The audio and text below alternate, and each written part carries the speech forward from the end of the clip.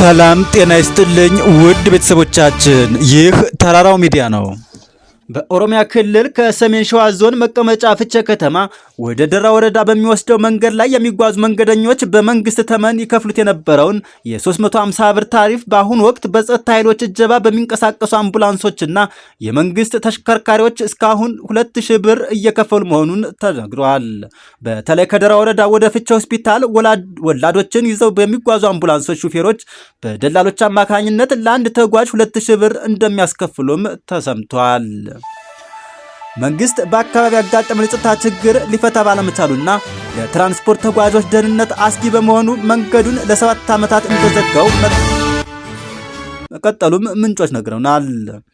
መንገደኞቹ በአማራጭነት የሚጠቀሙበት በአዋሳኙ የአማራ ክልል ሰሜን ሸዋ ዞን በኩል ወደ ፍቼ፣ በአዲስ አበባና ሌሎች ቦታዎች መጓዝ ሲሆን ሆኖም ይህ አማራጭ መስመር ለከፍተኛ ወጪ እየዳረጋቸው እንደሚገኝም አስረድተዋል።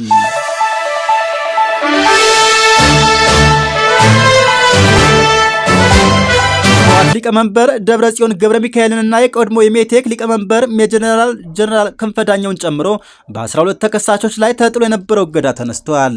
የትግራይ መልሶ ማቋቋም ፈንድ የቀድሞ የቦርድ አባላትን ያካተተ ቡድን የካቲት 2017 ዓ.ም በመሰረተው ክስ መሰረት የትግራይ ጊዜያዊ አስተዳደር ባለስልጣን የሆኑት አብርሃም ተከስተ በሚመሩት የኤፈርት ባላደራ ቦርድ አባላት ላይ እግድ መጣሉ ይታወሳል። ሆኖም ተከሳሾቹ ህጋዊ እውቅና ባለው ኤፈርት ምክር ቤት የተመረጡ በመሆናቸው እንዲሁም ጉዳዩ በማዕከላዊ ፍርድ ቤት ሳይሆን በአስተዳደራዊና በወረዳ ፍርድ ቤት መታየት አለበት የሚል የክስ መቃወሚያ ተከሳሾቹም አቅርበው ነበር። የመቀለ ከተማ ማዕከላዊ ፍርድ ቤትም ይህንኑ የክስ መቃወሚያ ከመረመረ በኋላ ጥር 1 2018 ዓ.ም በዋለው ችሎት በ12ቱ ተከሳሾች ላይ ተጥሎ የነበረውን እግድ ማንሳቱን ከፍርድ ቤቱ የክስ ሰነድ ላይ ተመልክተናል።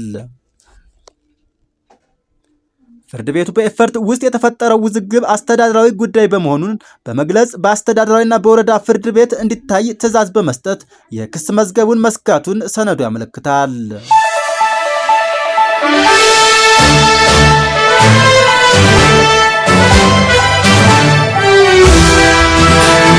የሶማሊላንድ ፕሬዝዳንት አብዱራህማን አብዱላሂ ለሶማሊላንድ ሰፊ እውቅና ማግኘት ጊዜ ሊወስድ ቢችልም እስራኤል የሰጠችው እውቅና ግን በተለይ ይህን አጋጣሚ ሲጠባበቁ የነበሩ የአፍሪካ ሀገራት እውቅና እንዲሰጡ በር ከፍቷል ሲሉ ተደምጠዋል። ፕሬዝዳንቱ ዋል ስትሪት ጆርናል ላይ ባወጡት ሐተታ የአፍሪካ ህብረት አጣሪ ቡድን የሶማሊላንድ ጥያቄ ከነባራዊና ታሪካዊ ሁኔታዎች አንጻር እንዲታይ እንደ አውሮፓውያን አቆጣጠር በ2005 ሐሳብ አቅርቦ እንደነበር አስታውሰዋል። የጀነራል ዚያድ ባሬ መንግስት በሶማሊላንድ ህዝብ ላይ ጭፍጨፋ ሲፈጽም እንደ አውሮፓውያን አቆጣጠር በ1990 ጉዳዩን በተመድ ውስጥ በግንባር ቀደምትነት ያነሳቸው እስራኤል ነበረች ሲሉም ፕሬዝዳንቱ አመስግነዋል። በብሪታንያ የሰለጠኑ የሶማሊላንድ የባህር ጠረፍ ዘቦች 460 ማይል የባህር ዳርቻ ከባህር ላይ ወንበዴዎች መጠበቅ እንደቻሉ የጠቀሱት ፕሬዝዳንቱ ይህ የሶማሊላንድ አቅም ከእስራኤል የጸጥታ ፍላጎቶች ጋር እንደሚጣጣም ጠቅሰዋል። ፕሬዝዳንቱ እስራኤል ከሶማሊላንድ ጋር የምትፈጥረው የንግድና ቴክኒክ አጋርነት ግብርናን፣ ቴክኖሎጂና የባህር ትራንስፖርትን ለማሳደግ እንደሚችልም አስታውቀዋል።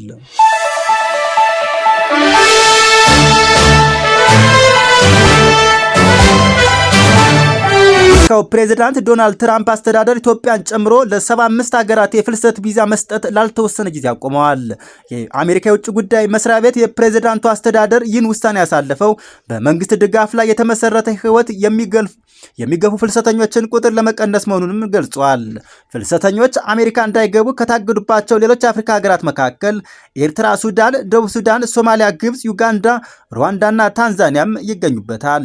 እገዳ ወደ አሜሪካ ለጊዜያዊ ጉብኝት ወይም ለንግድ ስራ ለመጓዝ ቪዛ የሚጠይቁ ሰዎችን አይመለከትም ተብሏል።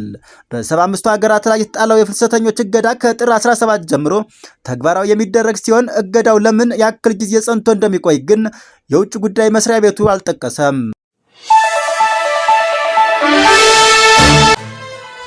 የጋምቤላ ክልል ፖሊስ ኮሚሽን የክልሉ መደበኛና አድማ ብተና ፖሊሶች ትጥቅ እንዲፈቱ ጥብቅ መመሪያ አስተላልፏል።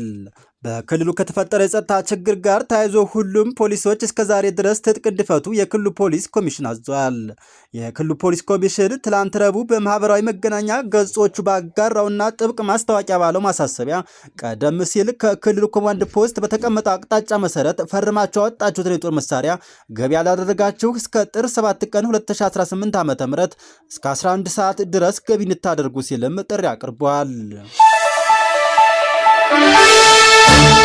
ክልሉ ፖሊስ ከሁለት ቀናት አስቀድሞ ባወጣ መግለጫ በክልሉ የሚገኙ ለሁሉም የፖሊስ አባላት የታድሶ ስልጠና መስጠት አስፈላጊ ሆኖ ተገኝቷል ሲል ገለጸ ሲሆን ይህን ተከትሎ በክልሉ በሚገኙ ዞኖች የመደበኛ ፖሊስ አባላት ዳግም ወደ ማሰልጠኛ ጣቢያ ሊገቡ መሆኑም ተገልጿል። አሁኑ የክልሉ ፖሊስ ኮሚሽን ሁሉንም የፖሊስ አባላት ወደ ማሰልጠኛ ካስገባ የክልሉ ጸጥታ ሊከታተልና ሊያስከብር ስለሚገባው አካል ያለው ነገር የለም። በጋምቤላ ክልል ከቅርብ ጊዜ ወዲህ ማንነትን መሰረት ያደረጉ ተደጋጋሚ ጥቃቶች መፈጸማቸውና በርካታዎች ሕይወታቸውን ማጣታቸውን መዘገባችን ይታወሳል። በዚህ ጥቃት ውስጥ ደግሞ የክልሉ ፖሊስ አባላት ተሳታፊ መሆናቸውም ተረጋግጧል።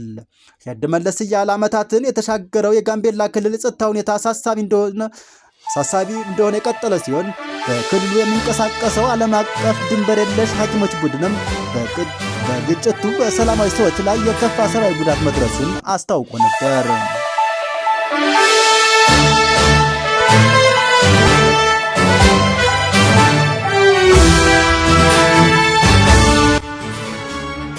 በትግራይ ክልል የሚንቀሳቀሱ 8 ፓርቲዎች ሀገራዊ ምክክር በክልሉ እንዲካሄድ ለማገዝ ተስማምተው በትግራይ ክልል የሚንቀሳቀሱ 8 ተቃዋሚ የፖለቲካ ፓርቲዎች በክልሉ ሀገራዊ ምክክር እንዲከናወን የሚያግዝ ጥምረት መመስረታቸውን ገልጸዋል። ፓርቲዎቹ ይህንን ስምምነታቸውን የሚገልጽ ደብዳቤ ለሀገራዊ ምክክር ኮሚሽን ማስገባታቸውን ከተጣማሪዎቹ አንዱ የሆነው ትግራይ ዲሞክራሲያዊ ፓርቲ አረጋግጠዋል። የትግራይን ክልል ችግር ለመፍታት ያግዛል በሚል የተደረገው የፖለቲካ ድርጅቶች ጥምረት የኢትዮጵያ ሀገራዊ ምክክር ኮሚሽን ባለፈው ሳምንት በክልሉ ከሚገኙ ፓርቲዎች አመራሮች ጋር ያደረገውን ውይይት ተከትሎ ነው ተብሏል።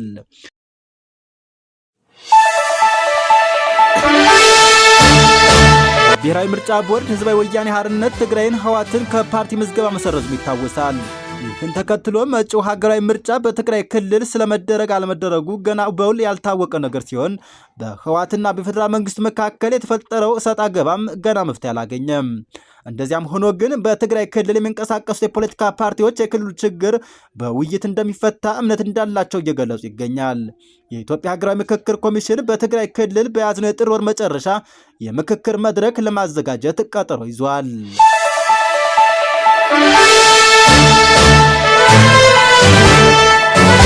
የኢትዮጵያ አሜሪካ አምባሳደር ኤርቨን ማሲንጋ በወልቃይት ጠገዴ ሰቲት ሁመራ ዞን ሁሉም ወገኖች ከፖለቲካ በላይ ህዝብን እንዲያስቀድሙና ህዝብ የወደፊት የፖለቲካ ህይወቱን በትክክለኛው ጊዜ እንዲወስን እድል እንዲሰጥ ጠይቋል። አምባሳደር ማሲንጋ ይህን ጥሪ ያቀረቡት ዛሬ በአማራ ክልል መንግስት ስር በጊዜያዊነት በተቋቋመው የወልቃይት ጠገዴ ሰቲት ሁመራ ዞን ጉብኝት ካደረጉ በኋላ ባስተላለፉት መልእክት ነው። አምባሳደሩ እያንዳንዱ ዜጋ ደህንነቱንና ሰብአዊ ክብሩን በሚያስጠብቅ ሁኔታ ህይወቱን የት ቦታ ላይ መመስረት እንዳለበት ኢትዮጵያዊ መር በሆነና የተባበሩት መንግስታት ድርጅት በሚደግፈው ማዕቀፍ መሰረት የሚወስንበትን ሂደት አሜሪካ ትደግፋለች ብለዋል። በእርግጥ ይህንን ተፈጻሚ ማድረግ ውስብስብ መሆኑን እንረዳለን ያሉት ማሲንጋ፣ ሆኖም በግጭቱ ጉዳት ለደረሰባቸው ወገኖች ደህንነት ቅድሚያ መስጠት ያስፈልጋል ሲሉም በመልእክታቸው አጽንኦት ሰጥተዋል። የተጎዱ መሰረተ ልማቶች፣ የሕክምናና ሌሎች ማህበራዊ አገልግሎቶች እጥረትን ጨምሮ የአካባቢው ህዝብ ያለበትን ችግሮች በአካል መመልከታቸውን አምባሳደሩ የገለጹ ሲሆን በግጭቱ የተፈናቀሉ ሰዎች በዓለም አቀፍ እርዳታ ላይ ተንጠልጥለው እንደቆዩ ማሲንጋ የጠቀሱ ሲሆን ሰብአዊ እርዳታ ግን ዘላቂ መፍትሄ ሊሆን አይችልም ሲሉም ጠቅሰዋል።